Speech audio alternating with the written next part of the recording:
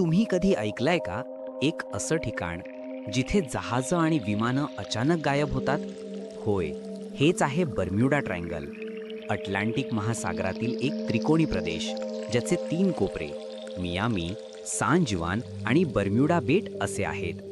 1945 मध्ये फ्लाईट 19 नावाचे 5 बॉम्बर विमाने या ट्रायंगलमधून गायब झाले. 1918 मध्ये 300 लोकांसह USS सायक्लॉप्स जहाजाचाही पत्ता लागला नाही.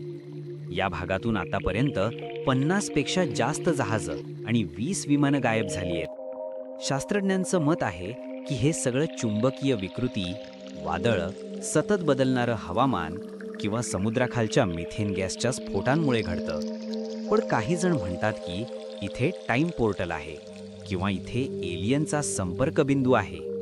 खरं काहीही असो, बर्म्युडा ट्रायंगल अजूनही एक रहस्य आहे ज्याने संपूर्ण जगाला भुरळ घातलीये. विश्वातील आणखी रहस्यमयी गोष्टी जाणून घेण्यासाठी लाईक आणि सबस्क्राईब करा.